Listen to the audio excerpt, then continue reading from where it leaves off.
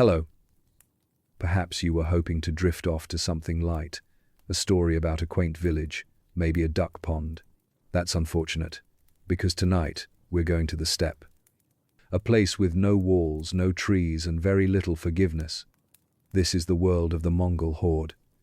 And you, dear listener, are profoundly unequipped to survive even a day in it. You wouldn't last the morning, not with your delicate arch support and your preference for artisanal breakfast grains. But that's okay. You're not here to survive.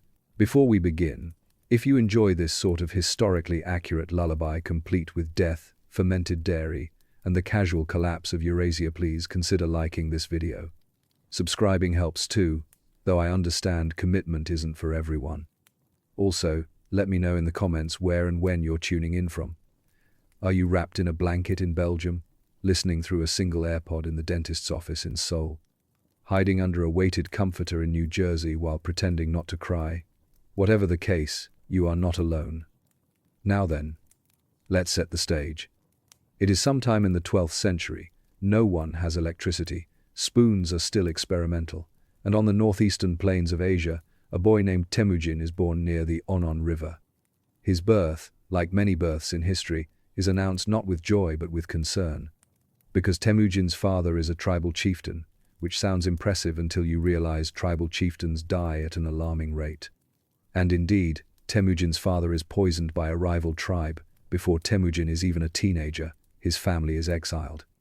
The clan that once swore loyalty to them decides, politely but firmly, to leave them in the wilderness to die. Temujin does not die. He instead spends the next decade doing what any enterprising future world conqueror would do, freezing, starving, and occasionally murdering his own half-brother over a fish. That's not a joke. That's a documented historical event. The fish is not described, but we can assume it was not worth the stabbing.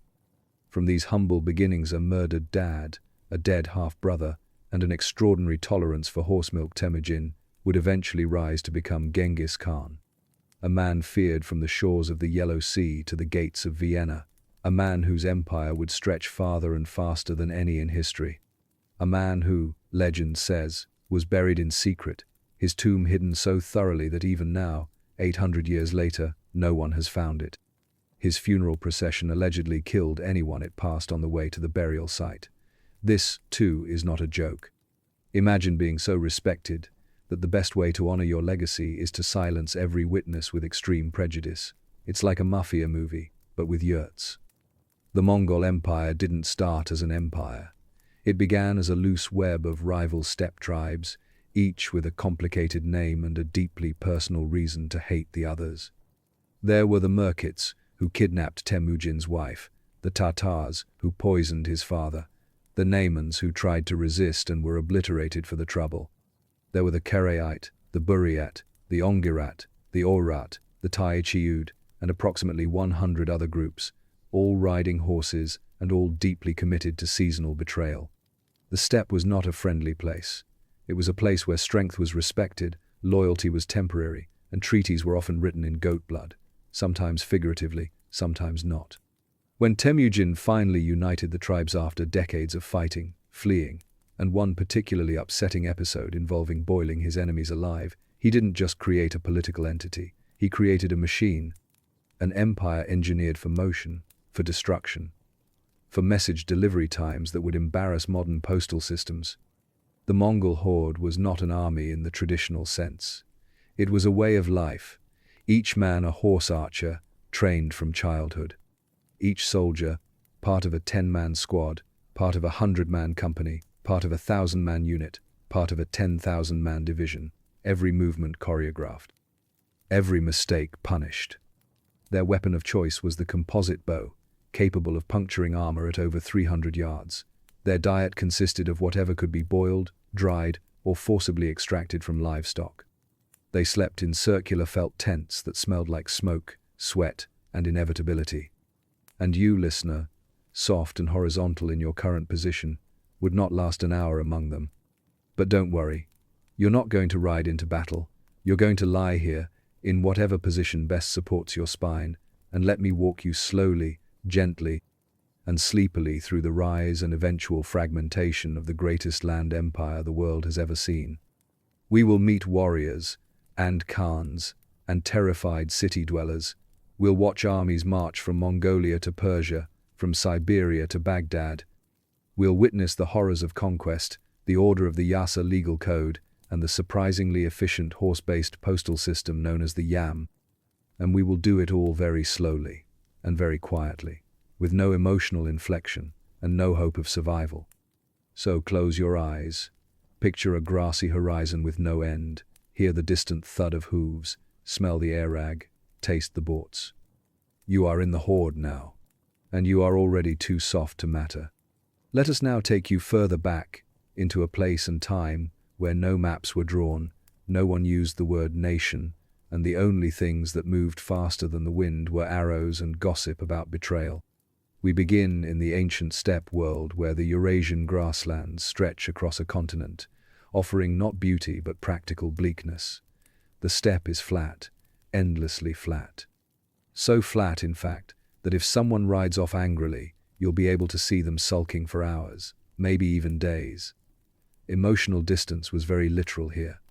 And for millennia, it was ruled not by kings but by horsemen, riders, nomads, people who built their homes out of felt and carried them on ox-drawn carts.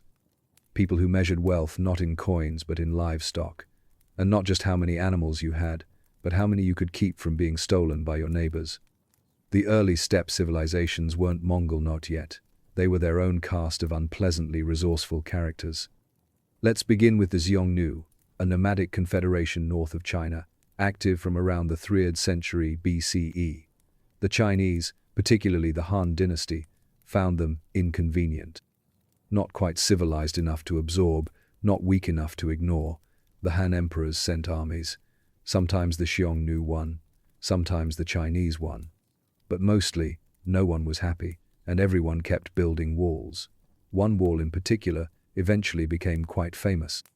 By the 4th century CE, the Xiongnu had mostly vanished, likely absorbed into other groups, fragmented into less cooperative subgroups, or simply destroyed in ways no one cared enough to document. Their spiritual successors were the Rouran Khaganate, who from the 4th to 6th centuries established a steppe empire that once sent envoys to the Northern Wei dynasty with messages such as, "You are now under us." The Rouran were the first to use the title Kagan, meaning Khan of Khans. This innovation, like most political vocabulary, led to widespread power struggles and more stabbing. The Rouran didn't last long.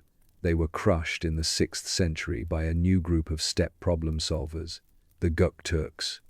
The Gök Turks were a Turkic people, and they were impressively organized for nomads. They formed two main Khaganates, east and west, because even on horseback, you can't run a continent without eventually breaking it in half. Under their Khagans, the Gök Turks expanded quickly, minted coins, wrote things down in the old Turkic script, and briefly considered themselves civilized. That was their mistake. Civilizations, after all, are magnets for trouble. By the 8th century, the Göktürk Empire was collapsing, betrayed by local lords, crippled by internal revolts, and thoroughly interfered with by the Tang dynasty of China who, like most Chinese dynasties, couldn't resist poking the bear. After the Göktürks came the Uyghur Khaganate, who formed a confederation of Turkic tribes and created a stable, literate, Buddhist polity. They lasted a surprisingly respectable century or so, until they were overthrown by the Kyrgyz. The Uyghur elite fled south and west, where some eventually converted to Islam and became bureaucrats. The less elite ones became dead. If you're wondering how many of these names still exist, Uyghurs, Kyrgyz, Tatars, the answer is most of them. Steppe tribes tend not to disappear so much as change hats and pick different enemies. Then came the Khitan, who, around the 10th century, formed the Liao dynasty. These were nomads who went south and conquered sedentary territory, including parts of northern China. The Khitan were unusual in that they invented two writing systems, ruled over multiple ethnic groups, and managed to not implode for a decent stretch of time. That is, until the Jurchen came along, created the Jin dynasty, and politely but firmly evicted them. The Jurchens would eventually come to regret this, but that would take another century, and one extremely angry Mongol named Temujin. You see, before the Mongols became the Mongols, the steppe was filled with rival groups, each occasionally uniting, inevitably falling apart, and reliably burning each other's camps down. The steppe operated on a simple set of rules. If you are weak, you will be raided. If you are strong, you will be betrayed. If you are neither, you are already dead and just haven't noticed yet. It was a world in motion. Migration was constant. Allegiances were temporary. Horses were everything. A good horse could mean survival. A great horse could mean leadership. A dead horse usually meant a long walk followed by a shorter death. No centralized state ever lasted for long. The geography wouldn't allow it, neither would the people. The clans lived in what scholars politely call fluid networks. These were mostly comprised of cousins, in-laws, suspicious uncles, and whichever warriors had recently switched sides after being insulted at the last Kurultai, or council. Religion was a mix of animism and Tengrisma steppe belief systems centered around Tengri, the eternal blue sky. Tengri was not overly concerned with your happiness, your crops, or your marriage. Tengri mostly cared about who ruled. If you won battles and your people flourished, Tengri liked you. If you lost a lot and got your tent stolen, Tengri was clearly done with you. It was a harsh system, but efficient. And so, for centuries, this was life on the steppe. Tribes rising and falling, horsemen sweeping across the grasslands, and powerful clans dominating until they inevitably drank too much fermented milk and trusted the wrong cousin. Into this world, this chaotic, tribal, treacherous world, Temujin was born. And unlike everyone else, he refused to vanish. If you're still awake, congratulations. You're now deep enough into steppe history that the names start sounding like rejected passwords, and the geography begins to blur into an endless mental image of brown grass, wind, and judgmental horses. In the previous section, we mentioned the Xiongnu, the Ruran, the Gokturks, the Uyghurs, the Khitans, and the Jurchens. If you remember more than 3 of those names, you are either a historian or you've made unfortunate life choices. Let's now examine what came after Thema more accurately, what came in between them, over them, and through them, because the steppe was not just home to tribes. It was a churn of empires, confederations, and unstable regimes that specialized in 2 things: dying violently and reappearing with a slightly different name 30 years later. One of the more remarkable aspects of steppe politics is how frequently they repeat themselves. A group of tribes would unite, declare someone Hagen, enjoy 6 months of unity, and then immediately begin accusing each other of stealing horses, wives, or ancestral tent space. Civil war would follow, and the surviving clan would rename itself something slightly more menacing. This happened so often that Chinese dynastic historians eventually gave up trying to draw clear lines and just started lumping everyone together under helpful labels like barbarians or those people to the north. Let's begin with the Liao dynasty, established by the Khitan people around 907 CE. The Khitan was semi-nomadic, semi-sedentary, and fully committed to administrative confusion. They ruled over a mix of Mongolic, Turkic, and Han Chinese peoples. In one of history's more aggressively bureaucratic decisions, they developed 2 separate writing systems, one for Khitan commoners and one for Khitan nobles, neither of which resembles Chinese or each other. Neither system has been fully deciphered. Scholars working on Khitan inscriptions often alternate between excitement and quiet despair. The Liao established a multi-ethnic empire stretching from northern China into parts of modern-day Mongolia and Siberia. They were effective rulers, if not beloved ones, and they survived for about 2 centuries in eternity by steppe standards. Eventually, they were overthrown by a group called the Jurchens, who decided the best way to honor the Khitan legacy was to destroy it. The Jurchens, for context, were Tungusic people from the forests of Manchuria. They were excellent at 2 things: hunting boar and conquering people who thought they were safe behind walls. In 1115, they formed the Jin dynasty, conquered the Liao, and began expanding southward, eventually bullying the northern Song dynasty of China into awkward submission. The Jin used heavy cavalry, complex siege tactics, and whatever scraps of Chinese bureaucracy they could cobble together into an administrative Frankenstein's monster. They built impressive fortifications, stockpiled grain, minted coins, and promptly began ignoring the people they conquered. This would come back to haunt them. To the west, the Kara Khitan Khanate emerged. Founded in 1124 by the remnants of the defeated Liao dynasty, they escaped westward after the Jurchen takeover and settled in Central Asia, where they told the locals they were still important. Surprisingly, the locals agreed. The Kara Khitan managed to rule over Muslims, Buddhists, and anyone else caught in their path, largely through a combination of clever governance and reminding everyone they weren't the Seljuks. The Kara Khitan were a curiosity, steppe nomads who acted like sedentary rulers. They maintained peace, facilitated trade along the Silk Road, and occasionally crushed rebellions with sufficient enthusiasm. Their biggest mistake was underestimating how long that would last. More on that in a later section spoiler. It involves Genghis Khan and fire. Meanwhile, to the far west, the Kipchaks and Cumans roamed the Eurasian steppe, forming loose tribal federations in what would later become the stomping grounds of the Golden Horde. These Turkic nomads had a tendency to show up uninvited, raid politely, and vanish before the tax collectors arrived. They were feared, hired as mercenaries, and distrusted by everyone, including themselves. You may be surprised to hear that they too will be conquered by the Mongols. Not immediately, but decisively. And just south of them, we find the Khwarezmian Empire, a Persianate dynasty that will feature prominently later in this tale. Ruled by Shah Muhammad II, the Khwarezmians excelled at wealth accumulation, city fortification, and diplomatic errors. They will eventually meet Genghis Khan. They will not enjoy the experience. Back in the steppe, the internal landscape remained fragmented. No one group could hold power for long. Alliances were formed and broken faster than you could drink a bowl of arag. The Naimans, Merkits, Tatars, Keraids, and Oirats were all major Mongolic or Turkic tribes jockeying for influence, resources, and opportunities to betray each other at family dinners.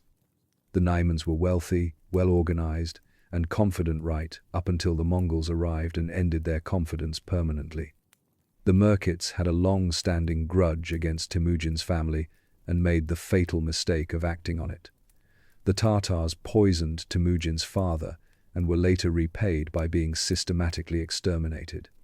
The Keraids, led by Togrul Khan, played the role of early allies to Temujin before realizing he had no interest in playing second horseman to anyone. That realization came too late.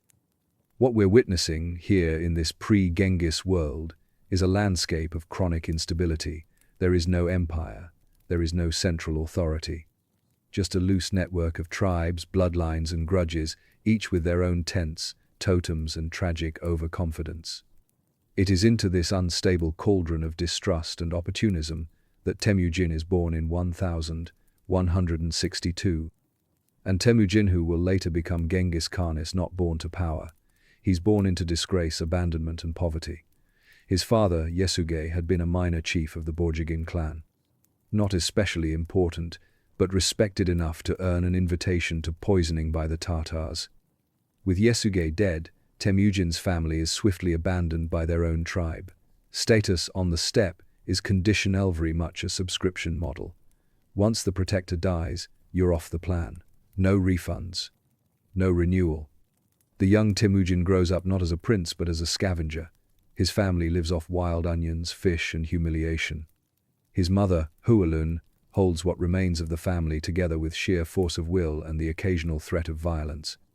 Temujin will eventually marry Berte from the Ongirat tribe, but this happy occasion will be disrupted by a Merikit raid and the kidnapping of his wife. This, too, is a mistake. Because Temujin does not forget. And unlike the many Khans who came before him, Temujin will not settle for a slice of the steppe. He wants the whole thing. By now you are either asleep, or you've become deeply concerned that there are still 6 or 7 more major tribes we haven't named yet. That's fair. But let us pause our tour of doomed steppe federations and focus instead on a single boy. His name was Temujin, born in 1162 near the Onon River, in what is now northeastern Mongolia. He was named after a Tatar chieftain his father had recently captured and killed. It was a common practice on the steppe, naming your child after someone you'd violently removed from the chessboard. sentimental, in a very threatening sort of way. Temujin's father, Yasuge, was a minor tribal leader of the Borjigin clan, not exactly royalty, but influential enough to attract both alliances and enemies. Yasuge once fought alongside Togrul of the Kereid and was known for being reasonably effective and occasionally poisoned. Specifically poisoned by the Tatars, who held a grudge and a long memory. While returning home from arranging Temujin's engagement, Yasuge stopped to share a meal with some Tatars who recognized him. This was unfortunate, mostly for Yasuge, and he died shortly after, leaving behind a family with a bad surname and no protection. Temujin was only 9 years old. His tribe, the Borjigin, responded with the traditional Mongol expression of solidarity. They abandoned his entire family on the spot. This was standard behavior on the steppe. Authority was not inherited, it was enforced. Without Yasuge's political weight, his household lost all status. So, they were cast out. They became stateless nomads, wanderers among wanderers. Temujin, his mother Huelun, and his siblings were left to survive in the wilderness. Not a metaphorical wilderness, the actual, literal Mongolian wilderness. The kind with wolves, famine, and rival clans, who think every man is an opportunity and every woman is a dowry. And so the boy who would conquer the world began his life eating wild roots, fish, and whatever small animals were foolish enough to come near the fire. He learned early that the steppe did not forgive weakness, and it certainly didn't provide breakfast. During this period, Temujin had a complicated relationship with his older half-brother Begta. There were arguments, tensions, competing claims over leadership and food. Eventually, Temujin and his full brother Kasar solved this dispute in the traditional Mongol way by murdering Begta. This was not seen as entirely inappropriate. Harsh, yes, but leadership in the steppe often depended on your ability to outlive your relatives. The fact that Temujin took this principle so seriously at such a young age was, if anything, impressive. Horrifying, but impressive. Despite the isolation, his mother instilled in him a powerful sense of duty and possibly a distrust of nearly everyone alive. Huelun was no shrinking violet. She had once been kidnapped by Yasuge and forced to marry him. She adapted, she survived, she taught her children to do the same. Temujin's early years were marked by survivalism, self-reliance, and several episodes of betrayal. One tribe, the Taichiud, took him in and then imprisoned him. He escaped. They regretted that later. Over time, Temujin began attracting followers, not because of his birthright, which by now was mostly irrelevant, but because of his character, generous to allies, ruthless to enemies, and allergic to losing. Unlike other Mongol leaders, Temujin rewarded merit over lineage. He promoted commoners to high ranks if they proved loyal and capable. He made alliances not through kinship, but through usefulness. This was revolutionary by steppe standards, where most promotions involved either family connections or horse theft. Temujin's first major strategic alliance came through marriage. At age 16, he married Berta, a woman of the Ongirat tribe. This was politically savvy. The Ongirat were influential and better organized than most. The union gave Temujin new allies and an air of legitimacy. That legitimacy was challenged almost immediately. Not long after the marriage, Berta was kidnapped by the Merkits, a rival Mongol tribe. This was not an isolated act of cruelty, it was payback. Temujin's father, Yasuge, had kidnapped Huelun from the Merkit decades earlier. The steppe is very much a place where family history is weaponized. Temujin responded with the calculated fury of a man who never forgets a personal injury. He turned to his blood brother Jamuka, an aristocratic warrior with his own ambitions, and to Togrul, Khan of the Kereid, whom Yasuge had once helped. Together, they launched a successful raid against the Merkits and rescued Berta. This victory mattered, not just because it restored Temujin's wife, but because it cemented his rising reputation. He was now seen as a man who could call upon powerful allies, act decisively, and win. More importantly, Berti would go on to bear him 4 sons, Yoki, Chagatai, Ugadai, and Toluiach, of whom would later play a crucial role in either upholding or fracturing the Mongol Empire. But we'll get to their squabbles in due time. For now, they are simply loud children in a yurt with a destiny. Despite his growing influence, Temujin was still a second-tier power in a world with a deeply hierarchical view of who got to be in charge and who got to be trampled. He had yet to defeat the major tribal confederations or declare himself anything more than a warlord with strong opinions. But make no mistake, the foundation was laid. The boy who once scrounged for fish and murdered his sibling was now a man with allies, vengeance, and just enough power to become a problem. And if there is one thing the steppe never runs out of, it's problems. By now, Temujin had done several things that were unusual for a Mongol chieftain. He had survived, he had organized, he had rescued his wife, he had only murdered one sibling. And, most curiously, he had started building a reputation based not on fear or ancestry, but loyalty and merit. In the rigid and mostly untrustworthy tribal politics of the Mongol steppe, this was about as strange as bringing a map to a horse race. Because traditionally, power was inherited, influence was hoarded, and alliances were more temporary than a spring thaw. But Temujin, whose childhood diet had largely consisted of fish and bitterness, had no great affection for tradition. To understand what made his rise possible, we need to understand the delicate, backstabbing ecosystem of the 12th century Mongolian plateau. Picture a flat expanse filled with dozens of tribes, each with their own leaders, languages, grudges, and opinions on yak herding. None of them got along for very long. Some were Turkic, others Mongolic, all of them firmly nomadic and mildly homicidal. The Karaid tribe, led by Togrul, also known as Wang Khan, was one of the most powerful. Togrul was the son of a Khan who'd been overthrown, then restored by Chinese influence, and he was trying to hold together a fragile confederation with the help of whichever relatives hadn't tried to kill him that week. Togrul had a complicated relationship with Temujin's family. Years earlier, Temujin's father, Yesuge, had helped Togrul defeat a rival and reclaim his position as Khan. This debt would now come due. Temujin approached him not as a subordinate, but as a political partner, and Togrul, perhaps feeling nostalgic or reckless, agreed. This was no small matter. The Karaid were a Christian tribe, Nestorian Christian, to be precise, a sect known for popping up in unexpected places and being politely ignored by most of Europe. Their Christian identity didn't stop them from engaging in the usual steppe pastimes of raiding, hostage-taking, and revenge, but it did give them access to exotic names and foreign missionaries who were very confused. With Togrul's backing, Temujin now had more than just ambition, he had military weight.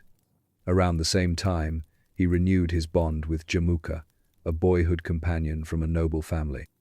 In steppe culture, such friendships were known as anda, sort of sworn brotherhood, stronger than mere alliance, though, as it turned out, not strong enough to survive political reality.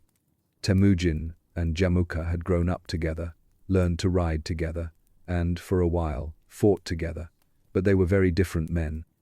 Jamuka represented the aristocracy of the steppe born into power, fluent in old politics, and firmly committed to maintaining the social order. Temujin, meanwhile, was rapidly redefining that order.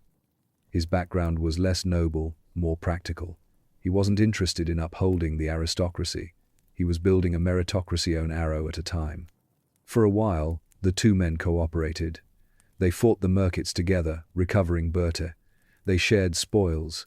They held joint camps, and yet their divergence was inevitable. One saw himself as a traditional steppe lord, the other as something new, something bigger. The final crack came when Temujin began promoting men based not on birth but loyalty and competence. This was revolutionary. The Mongol steppe was an intensely hierarchical society where lineage was destiny. Temujin shattered this by elevating commoners, former slaves, even enemy captives if they proved useful. This attracted the ambitious and terrified the elite. Among Temujin's most loyal generals were men like Subutai, the son of a blacksmith, and Jebe, a man who had literally shot Temujin in battle before being recruited. Imagine missing a job interview and still getting hired because your aim impressed the CEO. That was Temujin's style. Another was Bo-Orchu, who had once helped Temujin recover his stolen horses and then never left his side again. These men were not chosen because of noble bloodlines. They were chosen because they were good at not dying, good at killing others, and loyal to a man who increasingly looked like a future Khan. Naturally, this upset the traditional lords. In particular, it upset Jamuka. By 1187, Jamuka and Temujin were no longer allies. They were rival Stu men, vying to unite the Mongol tribes under their banner. A Kurultaya steppe assembly was held, and both men were declared Khan by their respective factions. Temujin's support came from lower-ranking clans, marginalized tribes, and ambitious warriors tired of aristocratic politics. Jamuka's followers were the established nobility, the hereditary elite, who viewed Temujin's rise as dangerous, radical, and perhaps a bit tacky. The conflict escalated into war. In 1187, Jamuka and Temujin met in battle near the Onon River. Temujin's smaller force was crushed. Jamuka, in a gesture of either horror or overachievement, captured 70 of Temujin's officers and boiled them alive. This act shocked many on the steppe not because it was violent, but because it was excessive. Even by local standards, boiling 70 people is considered poor sportsmanship. Temujin survived, fled, regrouped. For the next several years, he slowly rebuilt his power, consolidating alliances through shrewd diplomacy, marriage, and ruthless punishment of betrayal. He continued drawing strength from the disaffected, those who had little under the old system and everything to gain under his new order. He also secured one of the most important relationships of his early career, a renewed alliance with Togrul.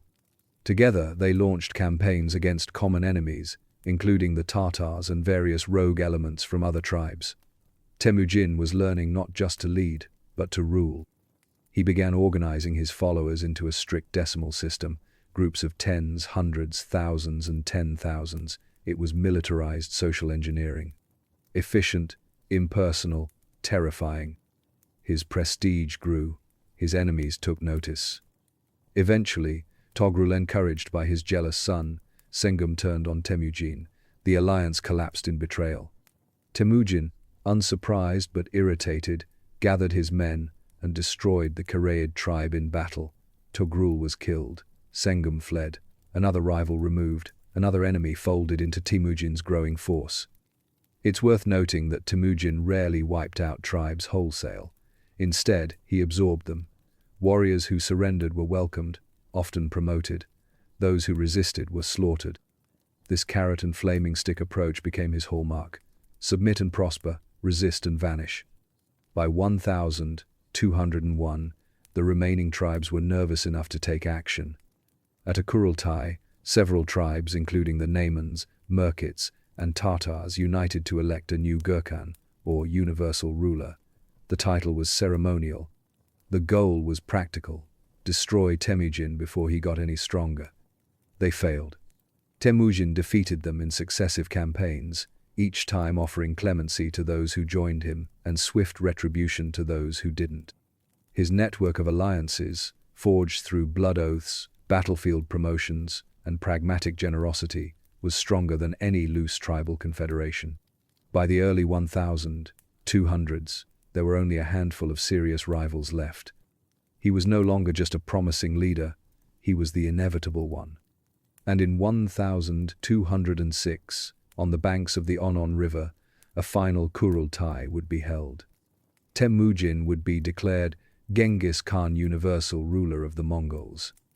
Let's take a moment to revisit the point of this video. You, dear listener, would not survive a day in the Mongol horde. This is not an insult, it's not even a challenge, it is, frankly, a mercy. Because to survive a day in the Mongol horde during this particular stretch of history would require things you likely do not possess.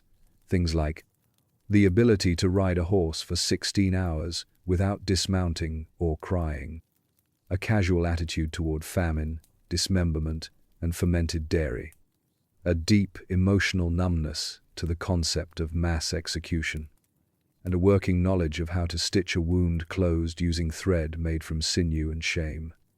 But mostly, it would require you to enthusiastically participate in one of the bloodiest and most pitiless unification campaigns in recorded history. Because, by 1201, Temujin was no longer the scrappy underdog with a dream. He was the black hole of steppe politics, anything that drew near was either consumed or destroyed. And the remaining tribes, sensing the gravitational pull of his ambition, formed a temporary alliance to stop him. The Naimans, Merkits, Tatars, Oirats, and remnants of the Karaid joined together and declared a new leader, a Gurkhan, or Universal Khan. The title was mostly ceremonial. It meant little beyond, "Please don't destroy us." The man they chose, Kuklug of the Naimanswars, more symbolic than strategic. His qualifications included being related to someone who used to matter. Temujin, unimpressed, responded in the only language the steppe truly understood: overwhelming violence. Let's begin with the Tatars. Temujin had hated the Tatars since childhood. After all, they poisoned his father. He hadn't forgotten. In 1202, he launched a decisive campaign against them. The Tatar forces, disorganized and underwhelming, were routed. What followed was a purge, the likes of which only the Mongols could rationalize as both practical and symbolic. All adult Tatar males were executed. Children and women were absorbed into the Mongol tribes. This was not an unusual tactic. Temujin was consolidating not just power, but population.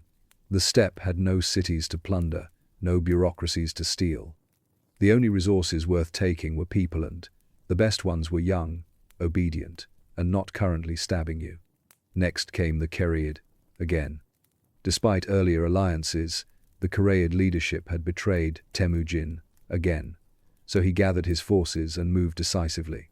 In 1203, he crushed them in battle. Togrul, his former patron turned rival, fled but was killed by a Naiman patrol who didn't recognize him. A fitting end, perhaps, for a man who had failed to understand the new rules.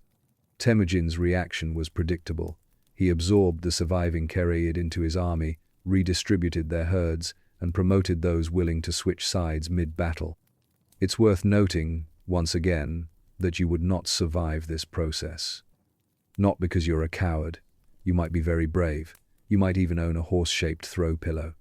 But bravery means little when your new commanding officer tells you that you are now in charge of a 10-man unit, half of whom don't speak your language, all of whom are armed, and at least 2 of whom are former enemies, who just switched sides and are eyeing you like a suspicious goat. Then there were the Naimans, the final major obstacle. The Naimans were wealthy, numerous, and confident. All 3 of these things would soon be incorrect. In 1204, Temujin led a full-scale campaign into their territory, culminating in a massive battle near the Altai Mountains. The Mongols, by this point, were a war machine. Their military was organized into decimals units of 10, 100, 1, 0, and 10, 0. Orders flowed downward. Discipline was absolute. Retreat without permission meant execution. Promotions were earned on the battlefield. And most terrifyingly, they coordinated during battle using flags, drums, and pre-arranged signals, while also pretending to retreat, only to circle back and ambush their enemies from behind. The Naimans were not prepared. Their leader, Tayang Khan, was killed in the battle. His son Kushlug fled westward, seeking refuge among the Kara Khitan. That, too, was a bad idea. But we'll save his downfall for another night of your poor decision-making. Temujin now controlled the steppe, not metaphorically, literally. He had defeated every major rival. Every tribal confederation had been either absorbed or obliterated. Thousands of warriors had joined him, willingly or otherwise. And the survivors of his conquest children, artisans, herders were redistributed among loyal families who viewed them not as captives, but as new kin with suspicious accents and emotional baggage. In 1206, the great Kurultai was held on the banks of the Onon River. Here, in front of the gathered nobility, what little remained of it, Temujin was declared Genghis Khan. The title itself is still debated by scholars. It may have meant universal ruler, or oceanic leader, or simply, you win. Regardless, it was official. The Mongol Empire had begun. And here is where your participation ends. Because to be a part of this moment of unification, this pivot in world history, you would need to survive starvation, exile, tribal war, multiple betrayals, and several moral compromises. You would have to accept the deaths of your childhood friends, the deaths of your enemies' children, and possibly the deaths of your own livestock. You would be required to ride for days without rest, to eat meat that had been cured solely by weather and desperation, to drink horse blood from a vein to stay alive during forced marches, to sleep in felt yurts crowded with other warriors, some of whom hadn't washed since the last eclipse. You would need to understand a dozen tribal dialects, memorize hand signals for military formations, and respond correctly to orders that, if misunderstood, could result in death by trampling. You would have to kill, not just in battle, but after it. You would be asked to execute prisoners, enforce discipline, and possibly boil a captured noble alive depending on what mood Genghis Khan was in that day. And most importantly, you would have to be useful. The Mongol Empire did not tolerate dead weight. It had no room for sentiment. It was a meritocracy the way a volcano is a heating system, warm in a sense but not gentle. So no, you would not survive a day in the Mongol horde. But don't worry. You don't have to. You're here, tucked in wherever you are. Blanket, earbuds, ambient room lighting. All you have to do is lie there, breathe, and allow history to thunder past you like a column of hooves you'll never need to outrun. And if your dreams start to smell faintly of felt, blood, and boiled mutton, well, that's just the horde riding through your subconscious.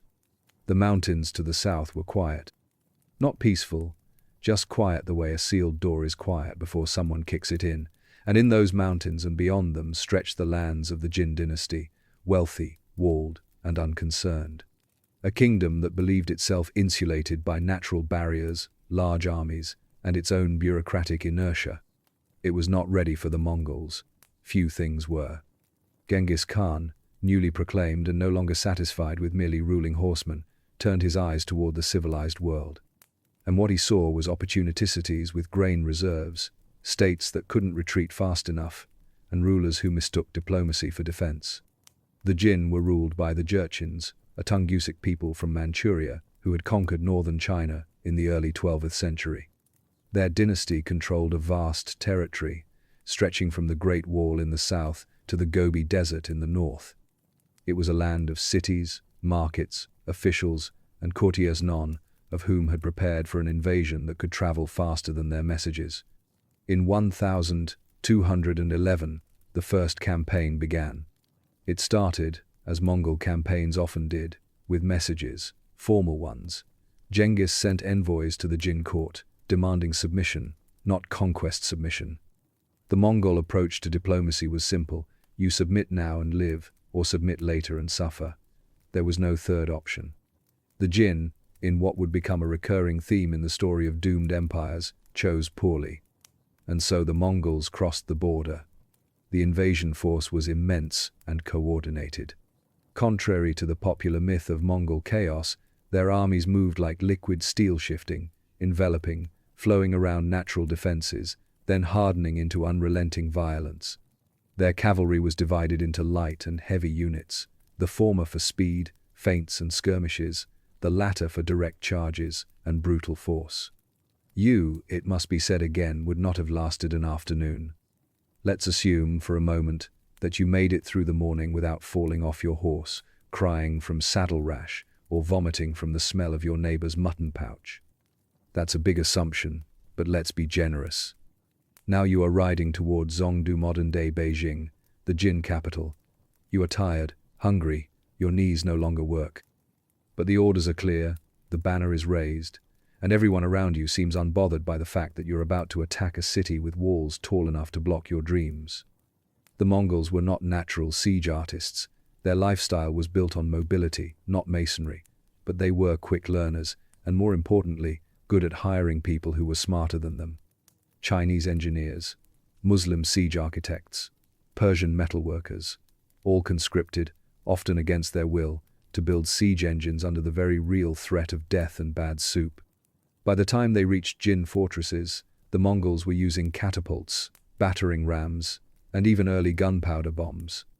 They would surround a city, cut off supplies, and begin psychological warfare, sending mutilated captives over the walls, demanding surrender in increasingly direct language, and sometimes simply waiting for the population to eat itself. The fall of Zhongdu in 1215 was inevitable. The Jin emperor fled south. The city held out for a time, but eventually collapsed under starvation, betrayal, and fire. The Mongols, efficient as always, burned what they could not use. Thousands died, maybe tens of thousands. The chroniclers were either vague or traumatized. The Mongols did not linger. They never lingered. After the conquest, they moved on like a wildfire that didn't care what had just burned. And here's where we remind you, gently but firmly, that you would not have endured this. You are not made for siege warfare. You would not enjoy using the intestines of your fallen comrade to string a bow. You would not adapt well to sleeping under your horse, eating only twice a week, and waking up to the sound of a trebuchet firing half a tower into the horizon. You are not prepared to walk into a city with a sword and leave with a wheelbarrow of ears. You are not, despite your best efforts, Mongol material. Which is fine. Meanwhile, back on the steppe, Genghis was not just conquering, he was organizing. With the Jin under pressure and the Chinese borderlands collapsing, he returned to Central Asia. Because, while the Jin campaign was profitable, the real insult had come from the Khwarezmian Empire. It started with a trade caravan. A Mongol caravan, authorized and credentialed, arrived in the Khwarezmian city of Otrar, only to be arrested. The governor accused them of spying. Genghis Khan, possibly for the first time in recorded history, responded with diplomacy. He sent 3 ambassadors to the Shah of Khwarezm, Muhammad II, asking for the governor to be handed over. One of the envoys was killed. The others were mutilated and returned. This was a mistake. A mistake the size of several million corpses. What followed was not a war. It was an obliteration. In 1219, Genghis Khan launched a full-scale invasion of Khwarezmia. His army split into multiple columns, crossing deserts, mountains, and rivers, appearing where no army should logically appear. Cities fell one by one: Bukhara, Samarkand, Nishapur. Bukhara was spared, briefly. The mosques were emptied. Genghis gave a speech inside one, declaring that he was the punishment of God. He may not have meant it figuratively. Samarkand resisted more fiercely, but its elite cavalry was lured into the open and destroyed. The city was stormed. Artisans were taken. Everyone else was not. You, in your current state, would not have even made it past Bukhara. By the time the Mongols reached Urgench, the campaign had evolved into revenge therapy. The destruction was so extreme that rivers were said to have been diverted to erase the city's foundations. Whether this is true is irrelevant. What matters is that no one doubted it. Even Mongol chroniclers, not known for emotional introspection, seemed momentarily unsettled. It is said that Nishapur saw 100 killed in retribution for the death of a Mongol noble. The number may be inflated. The horror, probably not. And through all of this, through scorched towns, collapsing walls, the sound of hooves echoing through shattered courtyards, Genghis Khan remained focused, efficient, almost mechanical in his approach to empire building. There was no luxury, no throne room, no crown, just a man in armor, on a horse, reviewing supply lines and ordering that postal relays be maintained through plague-stricken territory. He didn't just destroy cities, he built systems. The Yam courier system expanded into Persia. Census records were taken from conquered populations. Religious leaders were spared, unless they caused problems. Even tax policy was adjusted to suit different regional expectations, assuming those regions still existed. The world had never seen anything like it. And by the time the Khwarezmian Empire was gone, it never would again. You may now close your eyes. The air is thick with smoke and dust. Your body aches. Your horse looks at you with the kind of judgment only horses can deliver. You did not survive the siege. You did not ride through the desert. You were the footnote. You were the poorly drawn archer on the edge of a Mongol map, labeled simply ineffective. But take heart. There are more cities to fall, more Khanates to rise, and more history to whisper through as you fall asleep beneath the hooves of empires. They said the Khwarezmian Shah ran until the sea ran out, across deserts, mountains, collapsing forts, past every frontier his ancestors had marked, and beyond every caravan route that once bore his seal. When Genghis Khan invaded Khwarezmia, Shah Muhammad II did not stand and fight. He fractured. He fled, east to west, steppe to coast, city to ruin. Until, finally, somewhere near the Caspian Sea, he died alone, sick and sovereign over nothing. Genghis did not pursue the corpse, he pursued the empire. And when there was no more Khwarazm left to burn, he turned his attention elsewhere. There were still rebellions to suppress, loose ends to tighten, a few unfortunate cities that had mistaken Mongol withdrawal for forgiveness. One of them was Nishapur, which, in an act of inspired miscalculation, killed a favored son-in-law of Genghis Khan. The response was proportional only if you believe the appropriate punishment for killing one man is the extermination of every human being in a 30-mile radius. By the end of it, Nishapur no longer had walls, or people, or shadows. And then, without ceremony, the Mongols vanished. Not literally, just strategically. Genghis never occupied for long. He didn't sit in palaces or take slow tours of conquered territory. He moved, always. Because the Horde was not meant to settle, was meant to roll across the earth like weather, predictable in direction, unstoppable in effect. By 1221, Central Asia was Mongol. The Silk Road was under new management. Caravans moved again faster now, unbothered by petty border disputes or bandits. Not because peace had arrived, but because fear had. In this moment of pause, Genghis could have declared triumph, erected statues, made speeches. He did neither. He rode back toward Mongolia, leaving garrisons behind and provinces overseen by trusted generals, some of whom had once tried to kill him. And there was one more target left to settle, the Western Jar. It's always the last campaign that gets you. The Tangut kingdom of Western Xia had submitted earlier in Genghis's rise formally, politely, and without real enthusiasm. They had paid tribute, sent envoys, done what smaller kingdoms do when large, unsympathetic armies approach. But during the Khwarazm campaign, Western Xia hesitated. They withheld troops, they lingered on the edge, they waited to see which way the wind would blow. It was not, in retrospect, the right wind. And so, in 1226, Genghis launched one last invasion. By now, he was in his mid-60s, an age by Mongol standards that usually involved a yurt, grandchildren, and reminiscing about more violent days. But Genghis had no intention of stopping. He moved into the mountains of northwestern China, laying siege to city after city. At Lingzhou, he crossed the Yellow River during winter, slaughtered defenders, and then executed anyone who questioned his pace. The campaign was brutal, swift, and methodical. Some cities resisted, others surrendered and were still punished, Genghis having learned that forgiveness often delayed obedience. When the capital of Western Xia, Yinchuan, finally came under siege, the city was encircled, its supplies cut, and its messengers intercepted. But Genghis Khan would not live to see the walls fall. The cause of his death remains uncertain. Some say he fell from his horse, others that he died from infected wounds sustained in battle.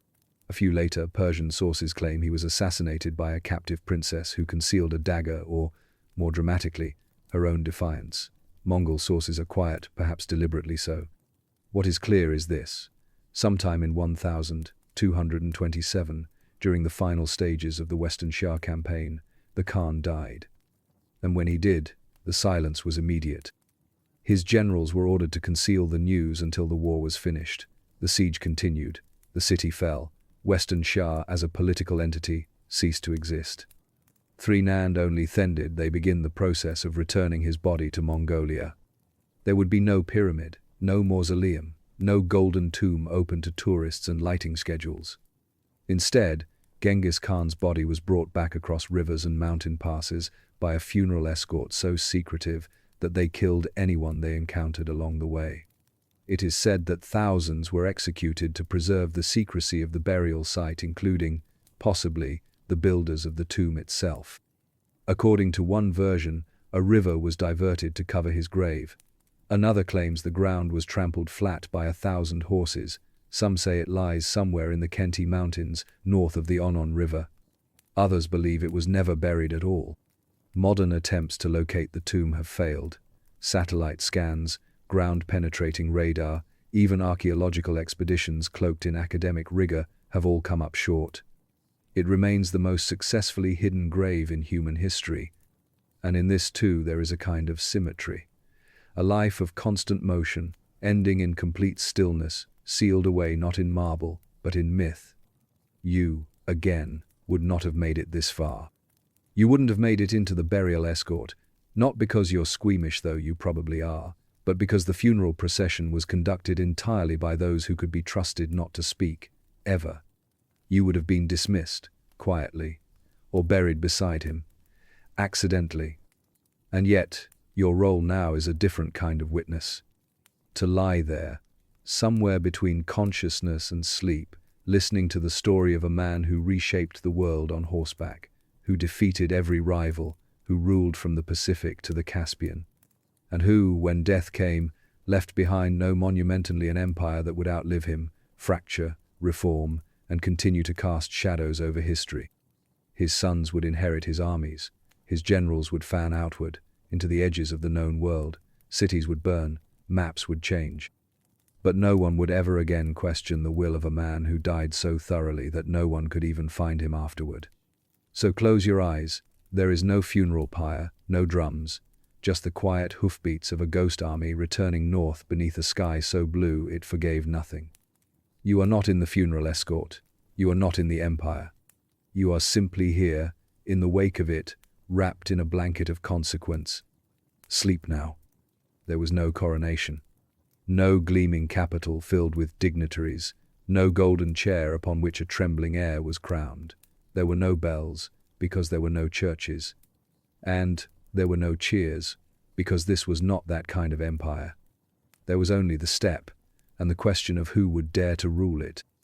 Genghis Khan had named a successor in his lifetime. That was wise. Empires that fail to plan for succession tend to be remembered mostly for how quickly they caught fire.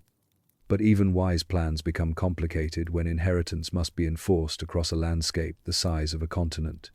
The title of Great Khan passed to his third son, Ögedei, not the eldest that was Jochi, whose legitimacy had been questioned from the beginning due to some uncomfortable timing surrounding his birth and his mother Berta's brief captivity. Jochi was ambitious, powerful, and had his own army, which was enough to make everyone nervous. He also died before Genghis, thus simplifying the inheritance process through the classic Mongol method, fatal attrition. Ögedei was not a military genius. He was not a charismatic orator. He drank too much, delegated heavily, and occasionally passed out during council meetings. But he was competent, and in a system designed by his father, that was often enough. The Mongol system did not require vision from its rulers. It required stability, obedience, and a willingness to let the generals do what generals did best. Under Ögedei, the Mongol Empire continued its expansion, as if nothing had happened, as if the man who had forged it had not died at all. To the east, the conquest of the Song dynasty resumed. To the west, armies pressed into the Caucasus, into Persia, and eventually into Europe. The invasion of Eastern Europe was led not by Ögedei himself, but by two of Genghis Khan's finest legacies, his grandsons, Batu and Subutai. Subutai, you'll remember, was once the son of a blacksmith. By now, he was a seasoned general whose battlefield IQ was only slightly less terrifying than his ability to cross entire mountain ranges without warning. Batu, son of Jochi, led the Golden Horde, a term that would later become synonymous with Mongol rule over the Russian steppes. Together, they devastated Kievan Rus, defeating princes with names longer than most email addresses. They crossed into Hungary and Poland, defeating heavily armored knights who had no idea how to counter an enemy that fought like smoke and vanished like wind. At the Battle of Mohi in 1241, the Hungarian forces were destroyed using a combination of pincer movements, river traps, and general disbelief. By 1242, Europe was wide open. And then, the Mongols turned around. Not because they were defeated. They weren't. They left because Ögedei died, and a new Kurultai council to select the next great Khan had to be held. Mongol law required that all major princes return home for the Kurultai. Conquest could wait, bureaucracy could not. So the armies withdrew, Europe exhaled, and history continued on its way, pretending none of this had almost happened. Back in Mongolia, the succession crisis began in earnest. Ugadai had several sons, none of them particularly inspiring. The most competent, Guyuk, became Great Khan after several years of political maneuvering and poisoned dinners. His reign was brief and notable mainly for arguments and ominous silences. He died on the way to confront Batu, either from illness or from politics. Guyuk's death created a power vacuum that Batu, who controlled the western portion of the empire, exploited with quiet satisfaction. But rather than seize the throne himself, he supported the rise of Mongol, a grandson of Genghis from the line of Tolui, Genghis Khan's youngest son. Mongol's ascension marked the beginning of the Toluid dynasty, and with it, a subtle shift in tone. Where Ugadai had focused on stability, Mongol emphasized control. Census-taking became an art. Revenue collection was systematized. Legal codes were refined. It was not peace, exactly, but it was order, the kind that made rebellion feel both difficult and, frankly, exhausting.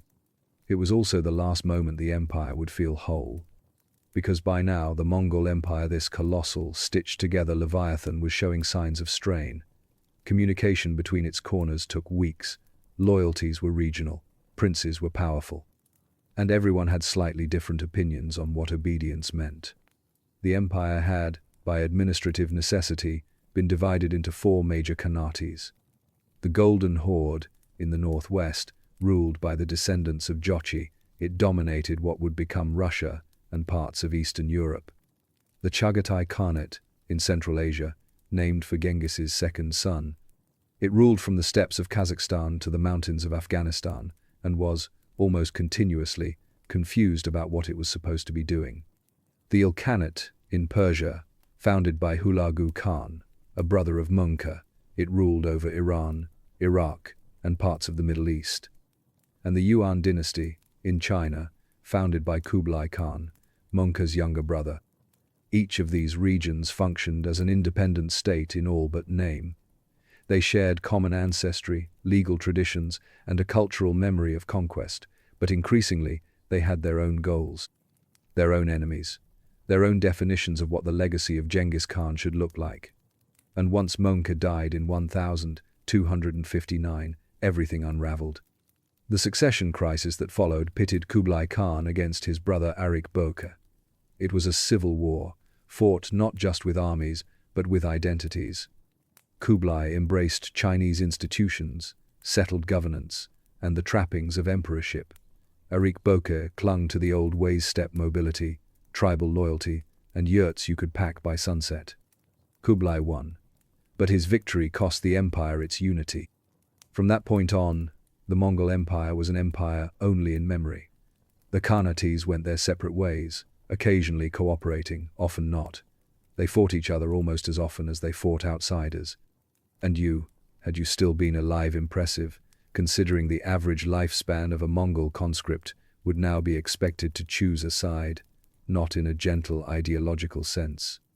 In the sense that your choice would determine who fed you and who flayed you. The dream of one world under one Khan had lasted only a few generations. And yet, its influence stretched centuries beyond its collapse. Trade continued along the Silk Road, protected by the descendants of men who had once sacked Samarkand. Ideas moved freely: Persian astronomy, Chinese printing, Islamic medicine. Even the Black Death, in a grim act of cooperation, traveled westward through Mongol trade routes, politely wiping out a third of Europe. This, too, was part of the legacy. But for now, you are no longer in the Horde. You are standing among the ruins of something that was never supposed to last, marveling at how long it did. The banners are tattered, the horses are tired, the Khan is dead. But the steppe remains. And the wind still moves in the same direction it always has, forward, indifferent, and without apology. There are no fences here, no hedgerows, no carefully planted fields, no stone cottages, just grass, wind, and the occasional disappointed goat. This is the steppe, and it doesn't care about you. To survive here, you needed to move, not once, not seasonally, but constantly chasing grass in the summer, avoiding snow in the winter, and outpacing everyone else who was chasing the same thing.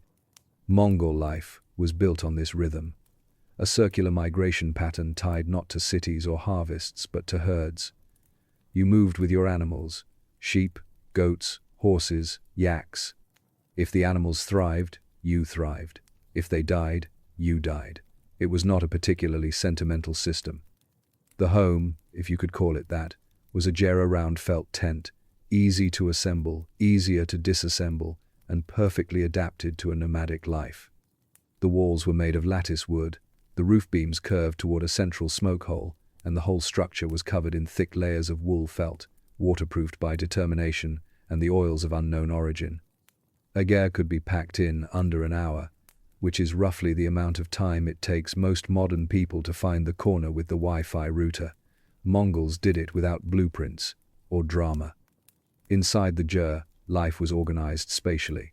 The north side farthest from the entrance was sacred, reserved for religious symbols and honored guests. The west was for men, tools, and weapons. The east was for women, cooking gear, and storage. The center held the hearth. Smoke rose upward, carrying with it the smell of milk tea, charred mutton, and slow-cooked ambition. Family was everything, but bloodline only got you so far. Mongol society was patrilineal, but leadership was about more than being someone's son. You had to prove yourself, usually on a horse. Occasionally with a bow, always with unwavering loyalty to your clan, your khan, and your capacity to not die during winter. Men were expected to ride, shoot, herd, and fight. Women, contrary to certain myths, were far from passive. They managed the camp, negotiated marriages, tended livestock, and occasionally led armies. Genghis Khan's own mother, Hualin, essentially kept her family alive after his father's death by organizing, foraging, and threatening anyone who looked at her strangely. Children were introduced to horses before they learned to walk. It's said that a Mongol boy could ride by age 3, and by age 5, he could shoot from horseback. By age 10, he could track game, butcher it, and blame his younger sibling for any mistakes. Wealth was measured in livestock. Horses, in particular, were currency. A man without horses was a man without legs. A good horse could be the difference between victory and starvation. A great horse could carry you across a continent. Mongols revered their animals, but not in a cuddly way. They depended on themate their meat, drank their milk, wore their hides, and, when desperate, opened a vein to drink their blood. Horses were not pets, they were multi-use survival machines. You, soft listener that you are, would not have adapted well. You would not enjoy riding in sub-zero weather with no saddle padding. You would not thrive on a diet of fermented milk, boiled fat, and tough meat. You would not handle the logistics of a mobile household packed in ox-drawn carts, unfolding and refolding every few days like some hellish medieval IKEA set. You would have looked at the steppe and asked where the guest house was. The Mongols would have looked at you and asked where your horse was. Society was built around clans, obok, each with its own leader and internal hierarchy. Above them were tribal groupings, amag, which could unite for warfare, raiding, or extremely tense political marriages. Leadership came from charisma, success, and a strong sense of when to change sides.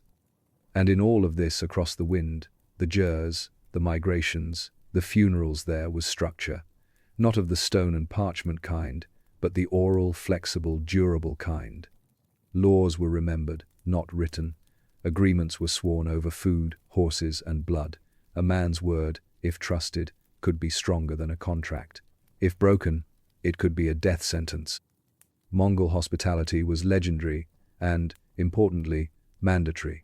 A traveler in need was to be welcomed, fed, and no questions asked. But theft, especially from a guest or host, was punished with ferocity. You could accidentally insult someone's ancestry and get away with it. You could not steal a horse. There were no prisons. Punishments were direct. Minor offenses meant fines. Major ones meant execution. If someone committed a crime, their entire household might be held accountable. Collective responsibility wasn't theoretical, it was daily life. And above all this floated the beliefs of the steppe Tengrism, the veneration of Tengri, the eternal blue sky. Tengri was not a god in the personal sense. He didn't help you win arguments or find your keys. He was the sky itself, vast, indifferent, sacred. His favor was shown through victory, his anger through misfortune, Rulers claimed legitimacy from him, but not grace. If a Khan lost too many battles, it meant Tengri had abandoned him. Divine right was conditional. Spirits were everywhere: mountains, rivers, ancestors. Shamans acted as intermediaries, wielding drums, chants, and disturbing levels of confidence. Some Mongols carried relics, bones, wolf teeth, bits of earth from sacred sites. Others simply nodded at the wind and hoped it nodded back. You might find this all abstract, you with your morning rituals and pillow-top mattresses. But to a Mongol, this was life. Move with the herd, honor your clan, trust your horse, and listen to the wind. This culture, this pattern of life would persist for generations, even as the empire expanded, even as palaces were built in China and scholars were summoned in Persia. The old ways endured. The elite might wear silk, they might read poetry, but somewhere on the fringes men still lived in gers, still rode the same paths, still measured worth in hooves.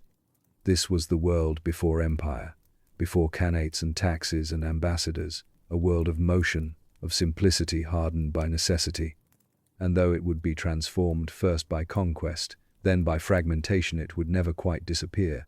The steppe remembers, even if the cities forget. It begins, as most things do on the steppe, with a man on a horse issuing a rule, then another, then several more. Soon the men around him begin repeating those rules, then enforcing them, then dying for them, and at some indeterminate point, the rules become law. This is how the yasa came to be. Not written down in scrolls or carved onto tablets, not debated in chambers or passed by assemblies, just declared, remembered, and obeyed. A body of law that grew not out of political theory, but from the saddle, mid-campaign, with the weight of steel and silence behind it. The yasa, or more precisely, the ikzasag, great law, was the backbone of Mongol governance under Genghis Khan. It was not so much a constitution as it was an accumulated decree archive, memorized by court officials and commanders, passed down orally and strictly enforced. And it worked. In a society without jails, without paper bureaucracies, and without patience for procedural hearings, the yasa offered one thing: clarity, which, for a civilization constantly in motion, was more useful than justice. The punishments were not subtle. Steal a horse? Death. Lie about a battle report? Death. Commit adultery? Also death. Ignore a commander's order in battle? A death so swift it might be mistaken for teleportation. Insult a Khan's interpreter? Not quite death, but close enough to make you rethink your tone. The Mongols did not see these rules as cruel. They saw them as essential. An army that moved as one, that functioned across continents and among dozens of languages, needed to know that certain lines could never be crossed. And when those lines were crossed, there would be no delay. No trial, just resolution. Still, the yasa wasn't all violence. There were rules about religious tolerance, trade protections, standardizing weights and measures, and even rules about who sat where at banquets. Because nothing causes disorder quite like a seating dispute among heavily armed men with unresolved blood feuds. It mandated protections for envoys and merchants. Kill a messenger, and your entire city could be erased. Disrupt a caravan, and you'd find yourself explaining your economic theory to Subutai cavalry. This was part of Genghis Khan's genius. He understood that empire wasn't built only with arrows. It required rules, and those rules needed to be simple, brutal, and universal. The yasa also created a system of collective responsibility. If one member of a unit failed, be it a household, a hunting party, or a 10-man military squad, the entire group was punished. This was not just punitive, it was preventive. It ensured that everyone watched everyone else, that mistakes were noticed and corrected before they escalated. You, modern listener, would have found this stressful. You are used to appeals, HR departments, processes, ombudsman. The idea that a problem can be delayed until someone else is blamed for it. The Mongols did not believe in delays, they believed in efficiency. They had no prisons, why would they? You can't carry a jail on horseback. There was no space in a ger for a holding cell. Punishments had to be immediate and portable. So most crimes were settled with fines, beatings, or execution. In some cases, exile. But even exile often required surviving a forced march across inhospitable terrain, so really, the outcomes were pretty consistent. The yasa also applied upward. Khans were expected to obey it too. This wasn't always followed in practice, but the idea that the law stood above the ruler wasn't paper, at least a founding principle. Genghis Khan himself once punished a favored general for violating battle protocol, because when you govern an empire of thousands of unpredictable men on fast horses, consistency matters more than loyalty. There were even moral clauses, in a sense. The yasa prohibited urinating into water sources, a remarkably early nod to environmental regulation. It banned eating in front of others without offering to share. It encouraged generosity, even as it mandated absolute obedience. There was an unwritten code of restraint amid the violent zone that valued community cohesion, honor, and not dying stupidly. Family structures were regulated too. Wife inheritance was practiced. If a man died, his widow was often married to his brother or another male relative. This wasn't necessarily romantic. It was about keeping the family unit intact, preserving social bonds, and protecting widows from being left vulnerable in a society where self-sufficiency was not a popular hobby. Marriage was strategic, dowries were practical. Children were taught to obey early and completely. Love existed, surely, but it was never allowed to interfere with tribal logistics. There were also rules for the hunt. The nokha, or hunting companions, were sworn brotherhoods bound by mutual loyalty, shared spoils, and a terrifying degree of competitiveness. A misstep on a hunt-spooking game early, violating hunting formations, or claiming an animal improperly was grounds for expulsion, or worse. Mongol hunts were military exercises with antelope, and the stakes were not hypothetical. Even feasting had regulations. You ate only when the Khan had eaten, you drank when permitted, you toasted in a specific order. Any deviation was a sign of rebellion or disrespect. If you burped at the wrong time, there was a chance you'd become part of a future cautionary tale. And here's the part where, again, you would not fit in. You who request dietary options, who prefer filtered water, who consider a group project a mild trauma. You would not enjoy a system in which your misstep could cost your entire household their ration of goat stew. You would not thrive under a legal code that punishes your whole tent because you forgot to clean your stirrup. The yasa was a code for people who expected to die young, but not pointlessly. It was a law for motion, not permanence, for utility, not grace. And while it was enforced most rigidly under Genghis, echoes of it remained long after his death. Kublai Khan would later revise and supplement the code in China, adapting it to Yuan court life. The Ilkhanate in Persia applied versions of it alongside Islamic law. The Golden Horde retained parts of it even as they converted to Islam, blending it with local customs and Russian tribute systems. In time, as the Khanates splintered and the steppe faded from dominance, the yasa itself faded.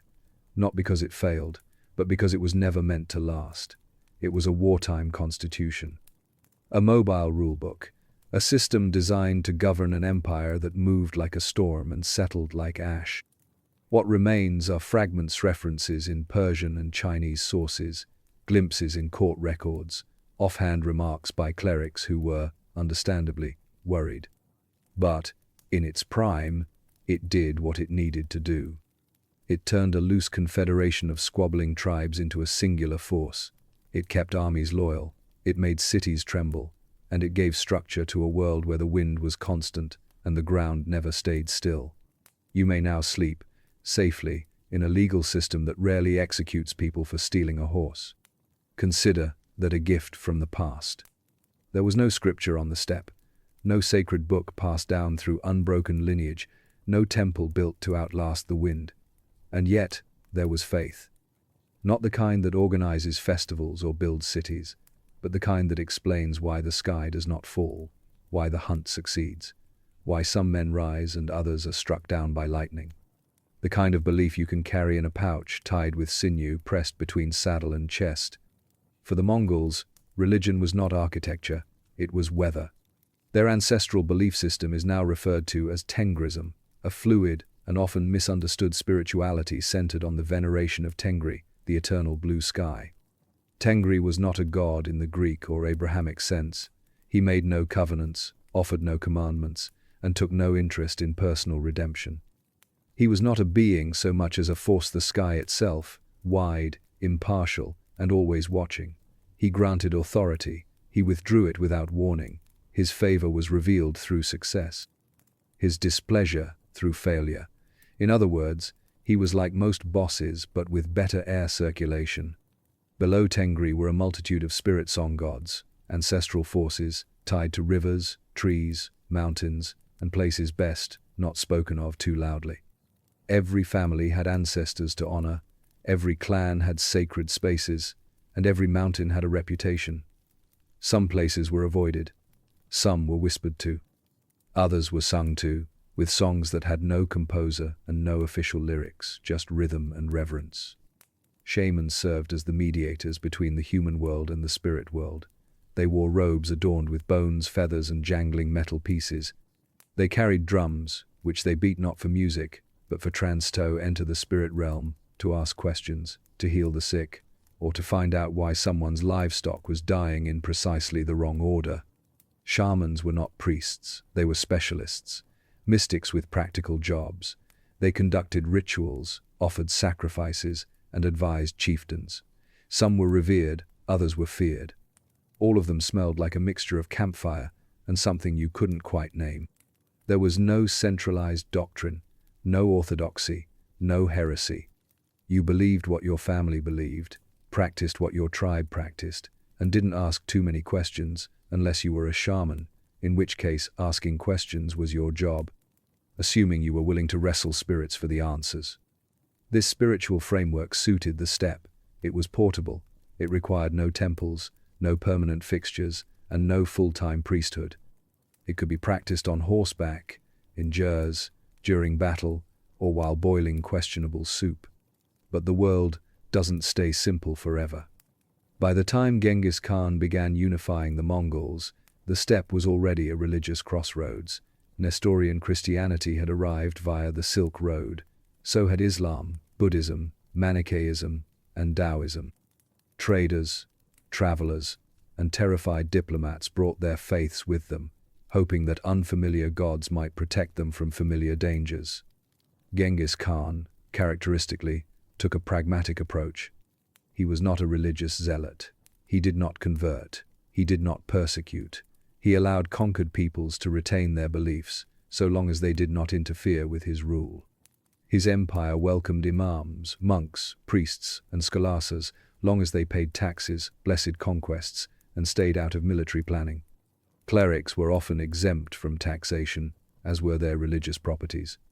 Not because Genghis had deep theological insight, but because he recognized that religious institutions stabilized conquered societies and tended not to run away during sieges. He reportedly hosted interfaith debates, inviting Buddhist monks, Christian bishops, Muslim scholars, and Taoist sages to argue their respective cases. Whether he stayed awake through these is unclear. He seems to have treated religion as a useful public utility, necessary but not especially sacred. It was under his descendants that religion began to take on a more formal role in statecraft. In China, Kublai Khan embraced Buddhism, particularly the Tibetan variant, and adopted Buddhist rituals into the imperial court. He even appointed a lama as his spiritual advisor. Buddhism, with its monastic networks and hierarchical structure, suited the demands of sedentary governance. And it provided a philosophical justification for his rulers, a wheel-turning monarch, a Chakravartin. In Persia, the Ilkhans gradually converted to Islam. The process was not immediate. Hulagu Khan, founder of the Ilkhanate, was famously anti-caliphate, having burned Baghdad and dumped the caliph into a carpet before trampling him to death. But later Ilkhans, especially Ghazan 1295, 1304, embraced Islam as both a personal faith and a political necessity. It legitimized their rule among a majority Muslim population and provided a ready-made legal and administrative system. The Golden Horde, ruling over Rus and Central Asia, also converted to Islam, though more gradually, and often alongside older Turkic traditions. shamanism remained influential in the backcountry. You could ride for days through territory where men prayed 5 times a day, and then spent the 6th hour consulting a man who lived in a cave and spoke to rocks. Meanwhile, the Chagatai Khanate, perpetually unsure of its own identity, dabbled in Islam, Buddhism, and Confucian. Depending on the decade, its rulers could be devout Muslims, militant pagans, or casually disinterested in anything but falconry. This transformation from a fluid steppe spirituality to formal state religion marked a significant cultural shift. The old Mongol ethos of flexible, portable, personal belief gave way to the fixed institutions of mosques, temples, and monasteries.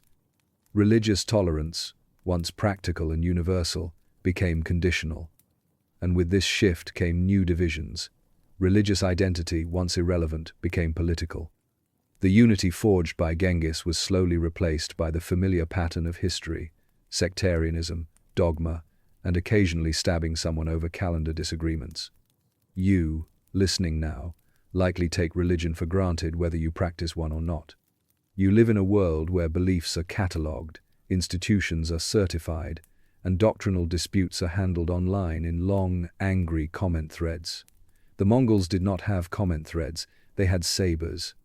And yet, for a time, they created a world where multiple religions coexisted under a single imperial umbrella, not out of love, not out of enlightened pluralism, but out of the deeply pragmatic realization that enforcing orthodoxy across thousands of miles was exhausting, and gods tended to stay out of cavalry charges. So the temples were left standing, the prayers were permitted, and the sky, eternal and blue, continued watching. Change doesn't announce itself on the steppe. It doesn't arrive with a bell or a decree. It creeps in slowly, first as convenience, then as custom, and finally as culture. And by the time you realize the ground has shifted beneath your feet, you're no longer standing on grass. You're standing in a palace. The Mongol world, once defined by motion, began to settle. This was not immediate.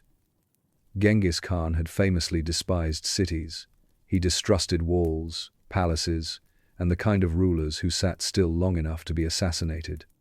But as the empire expanded, it encountered civilizations that measured power in stone and permanence, and power, once tasted, has a way of rewriting your habits. Nowhere was this shift more apparent than in the reign of Kublai Khan. Kublai, grandson of Genghis, did not grow up in the saddle alone. He was trained, educated, and most significantly deeply exposed to Chinese culture. By the time he conquered the Song dynasty and founded the Yuan dynasty in 1271, he was no longer just a Mongol warlord. He was an emperor.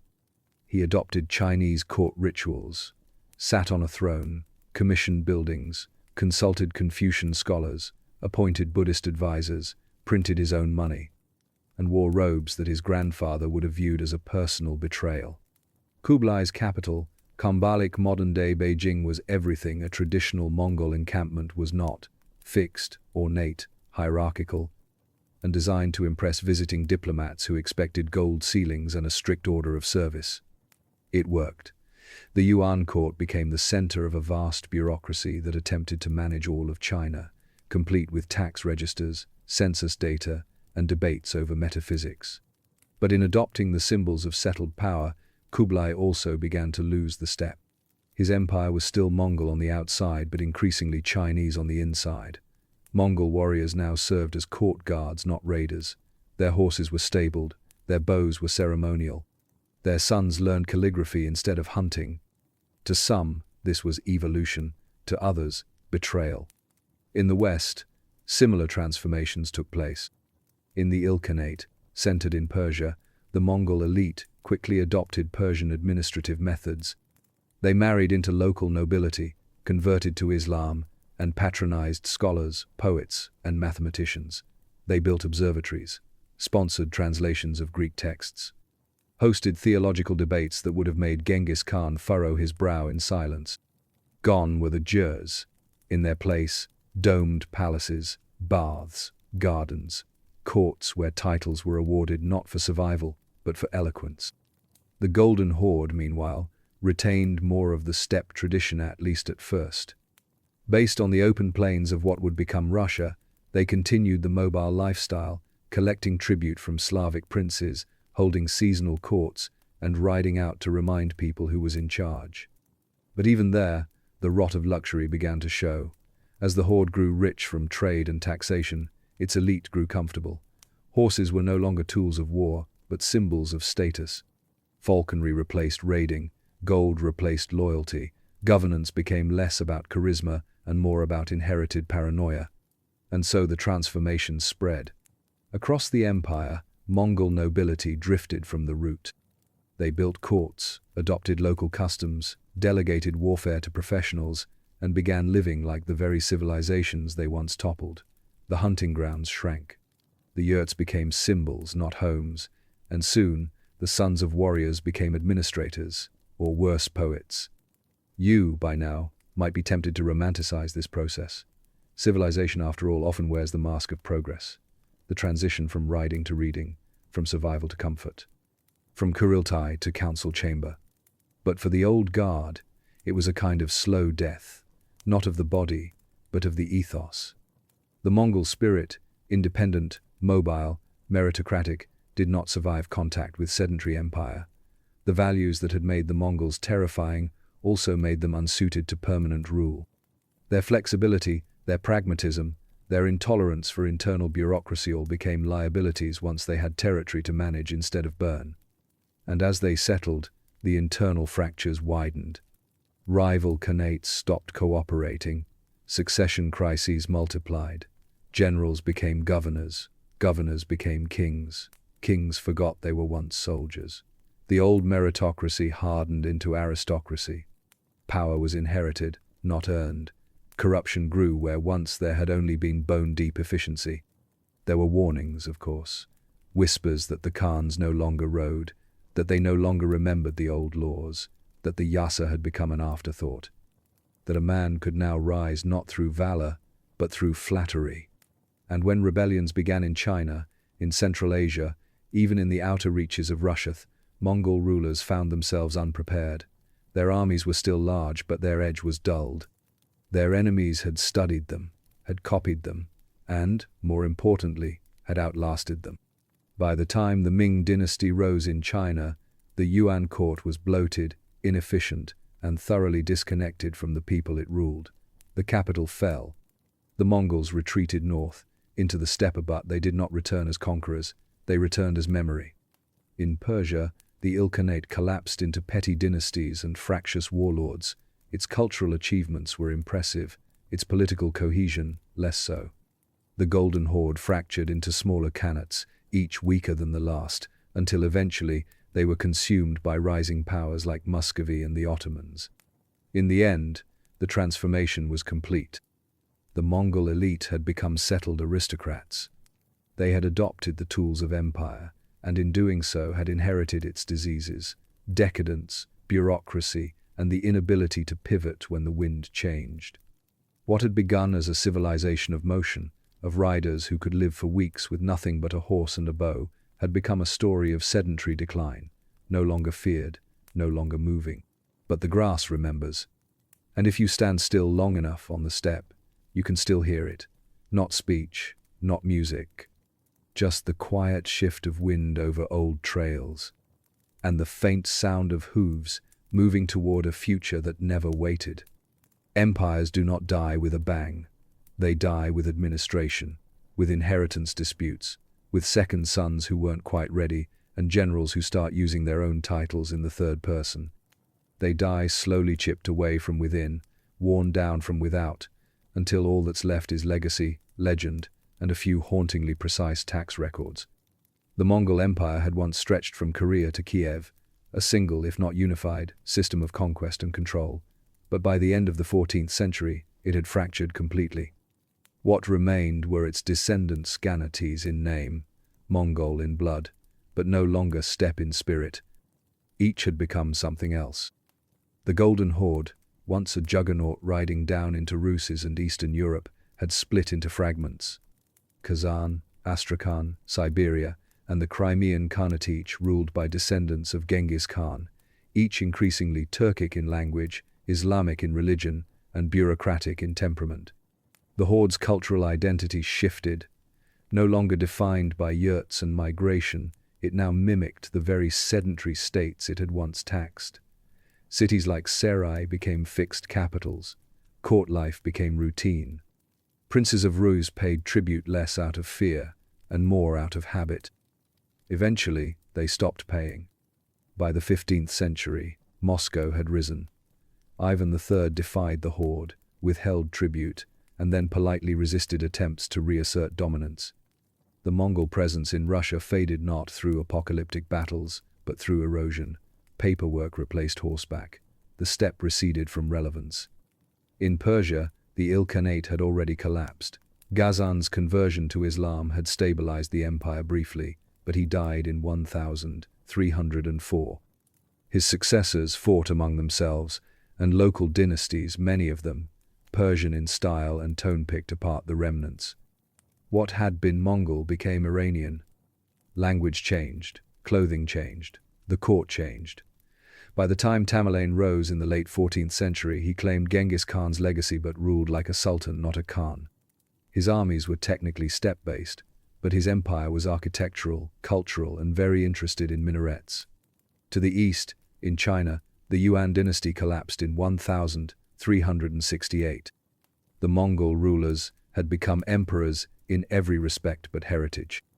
They embraced Chinese rituals, built palaces, created porcelain with imperial stamps, and drafted Confucian scholars into bureaucracies that expanded far faster than any cavalry division. When the Ming dynasty rose, it did so with a vengeance, chasing the Mongols out of Beijing, dismantling their systems, and painting over their reign with native symbolism. The Yuan court fled north. For a while, they persisted as the Northern Yuan, clinging to the highlands of Mongolia, hoping for a resurgence that never quite came. In Central Asia, the Chagatai Khanate persisted barely. Fragmented, contested, and increasingly Turkic Islamic, it became a patchwork of emirates and khanates that bore little resemblance to the military machine of the 13th century. Even the language had shifted. Classical Mongolian gave way to Chagatai Turkic, then to regional dialects, and eventually to the languages of new nations that would rise centuries later. The old steppe idioms about horses, arrows, and the winds of fate disappeared from daily speech and reappeared only in poetry, and then not very often. You might wonder, what happened to the culture of the steppe, the life of the nomad, the rhythm of migration, the shared bowl of airag, the code of the yasa? The answer is that it was not destroyed, it was absorbed. Steppe culture faded not in fire, but in assimilation. Its children became Muslims, Buddhists, Christians. They became bureaucrats, landlords, city governors, and diplomats. The steppe way of life, which had endured for millennia, was finally bent by the systems it once conquered. The Mongols did not vanish, but they became other things. Their identity splintered into regional forms. In China, the ruling elite faded into the background of the Qing frontier. In Russia, they were remembered more as a shadow than a people. In Central Asia, they were absorbed into Turkic cultural identities. In India, Genghis Khan's name would echo faintly through the Mughalsa dynasty descended from Timur, who himself traced a symbolic lineage to the great Khan. The Mongol name retained power, but the steppe world was over. Not that it died quietly. There were moments, brief, blinding flashes, when the old ways surged back. Mongol cavalry fought the Ming. The Crimean Khanate raided into Eastern Europe, but these were echoes, not revivals. Reverberations from a past that no longer had a present. And you, as you lie there, might ask, does this matter? What does it mean that the culture of the steppe faded, that the people who once ruled 2/3 of Eurasia are now remembered in museum exhibits, bad tattoos, and awkward YouTube comments? It matters because it's a reminder. That power is not permanence. That mobility can rule over walls but cannot coexist with them. That a culture defined by motion will always be vulnerable when it stops. The Mongols, for a time, were the most feared force on Earth. Their legal code terrified cities. Their horses outran maps. Their communication networks made modern courier systems look disorganized. And then gradually, almost invisibly, they changed. They married local wives, hired local clerks, prayed to local gods, built local courts, and slowly the fire of the steppe went quiet, not extinguished, but banked, smoldering, waiting. Today, the memory remains. In the language of Kazakhstan, Mongolia, Buryatia, in the horse archers of historical reenactments, in the jokes old men tell in yurts when no one's listening, in the wind over the Altai mountains, and in the realization that even the most terrifying force in the world can be forgotten if it learns to sit still. So rest now. The tribes have scattered, the khans have fallen, the herds have wandered on. There is no more empire, only silence, and the faint, faraway sound of hooves in the dark.